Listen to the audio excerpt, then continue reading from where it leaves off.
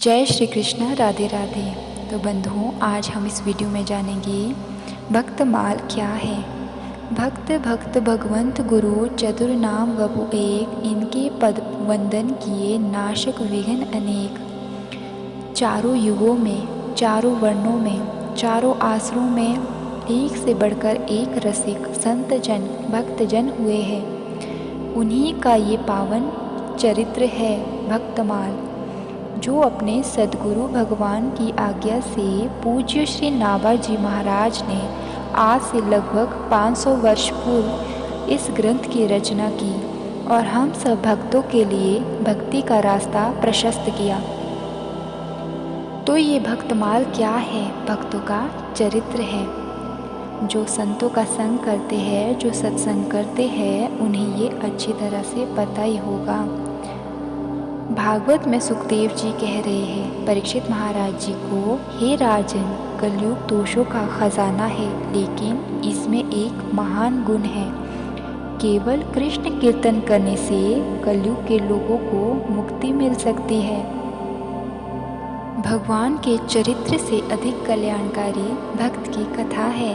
भगवान की कथा सुनने से भगवान के ऐश्वर्य का ज्ञान होता है कि प्रभु में कितना सामर्थ्य है, और भगवान की कथा सुनने से उनके प्रभाव का ज्ञान होता है। बंधुओं, पर भक्त की कथा सुनने से भगवान के स्वभाव का ज्ञान होता है, और हमारा आपका उद्धार भगवान के प्रभाव से नहीं, भगवान के स्वभाव से होने वाला है।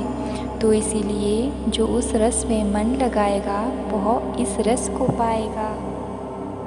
एक वैष्णव के लिए सत्संग परम आवश्यक है। जिस प्रकार भोजन न मिलने पर मनुष्य असंतुष्ट रहता है, उसी प्रकार वैष्णवगण सत्संग न मिलने पर असंतुष्ट रहते हैं। हमारा चिंतनीय विषय तो श्यामा श्याम के चरणों का चिंतन करना है। हमारा चिंतन तो श्री गुरुदेव के चिंतन से जुड़ा है। जिस चिंतन में, जिस रस में हमारे गुरुदेव आचार्यगण डूबे हैं, उसी चिंतन में, उसी रस में अपने जीवन, अपने मन को डुबाना है। वही इस जीवन का परम लक्ष्य है। जो पौराणिक भक्तों की कथा है, जैसे सतयुग, त्रेता युग व द्वापर युग के भक्तों की कथा, वे तो हम श्रीमद् भागवत महापुराण, रामायण इत्यादि में सुनते ही रहते हैं।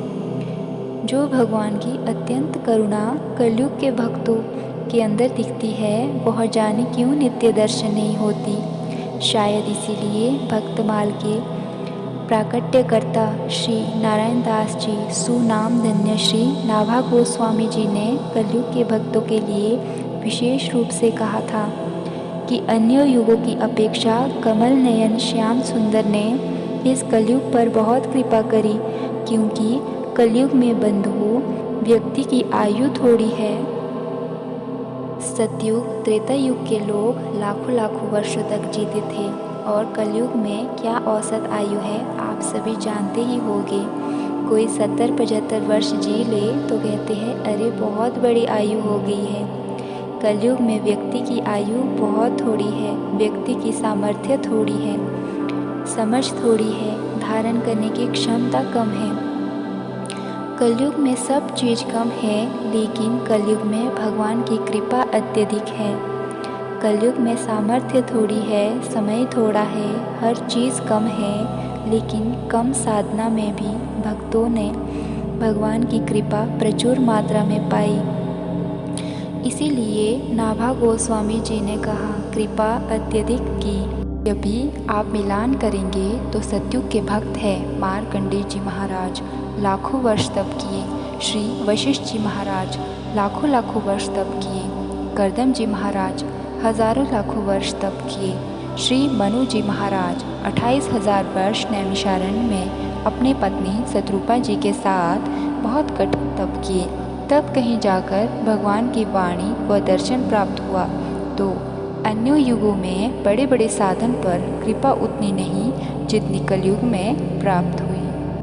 और दूसरी ओर कलयुग की ओर देखिए बंधुओं, श्री नरसिंह मेहता जी का चरित्र आप सभी भक्त लोग सुनते हैं। इन्होंने केवल 7 दिन तप किया। उनके भाई भाभी ने का तिरस्कार करके घर से निकाल दिया और शंकर जी के मंदिर में जाकर गिर पड़े और 7 दिन अनशन करके पड़े रहे और 7 दिन पश्चात शंकर जी अनुकूल हो गए।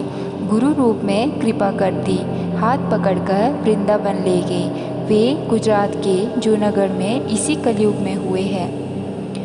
श्री नामदेव जी महाराज जी को 3 दिन में ही कृपा प्राप्त हो गई। नाना जी कहकर गए थे, ऐसे ठाकुर जी की सेवा करना, ऐसे भोग लगाना, ऐसे शयन कराना। और जब वे भोग लगाने लगे तो ठाकुर जी भोग नहीं लगा रहे थे, क्योंकि उन्हें नहीं पता था कि भोग कैसे लगाते हैं। उन्हें तो यही लगता था कि जैसे हम मनुष्य खाते हैं वैसे ही ठाकुर जी भी भोग लगाते होंगे।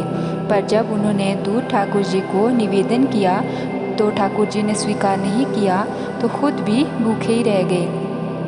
अगले दिन फिर उन्होंने दूध ठाकुर जी को निवेदन किया, ठाकुर जी ने स्वीकार नहीं किया, तो खुद भी भूखे ही रह गए। तीसरे दिन फिर दूध अर्पण किए, फिर ठाकुर जी नहीं पी रहे थे, तो 3 दिन अनशन के पश्चात अंत में नामदेव जी ने हाथ में कटार उठा ली और अपने गले में कटार रखकर ठाकुर जी को कहा, हे गोविंद, यदि मेरे हाथ से आप दूध भोग स्वीकार नहीं करते तो मैं अपना जीवन त्याग दूंगा।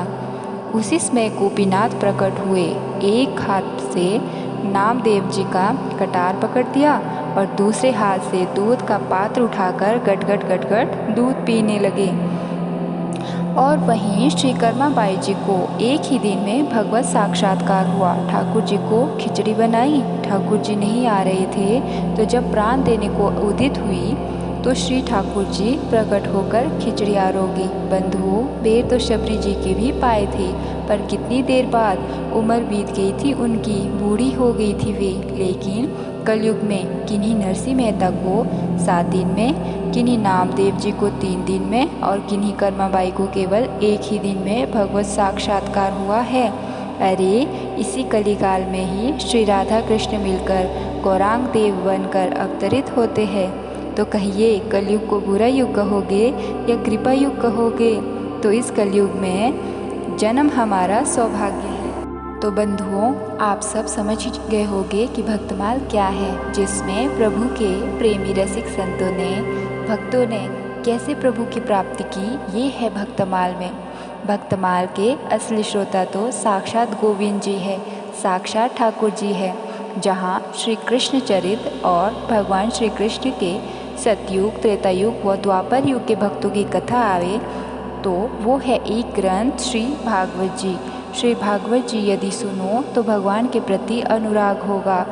भक्तमाल में कलयुग के भक्तों की कथा है। भक्तमाल में हजारों भक्तों का चरित्र है। इन चरित्र को हमें इसीलिए सुनना चाहिए क्योंकि इनको सुनने से अपने जीवन में जो अभी तक हम सामान्य जीवन जी रहे हैं उसमें भक्ति प्रवेश कर जाती है, और जब भक्ति विराजमान हो जाती है तो इस जीवन में सरलता आ जाती है, निर्मलता आ जाती है, कोमल चरित्र हो जाता है, हम विवेकमान हो जाते हैं, हम चरित्रवान हो जाते हैं, और तभी हम श्री ठाकुर जी के प्यारे हो सकते हैं। तो बंधुओं, यदि आपको वीडियो पसंद आई हो तो वीडियो को लाइक व सब्सक्राइब करना ना भूलें। राधे राधे।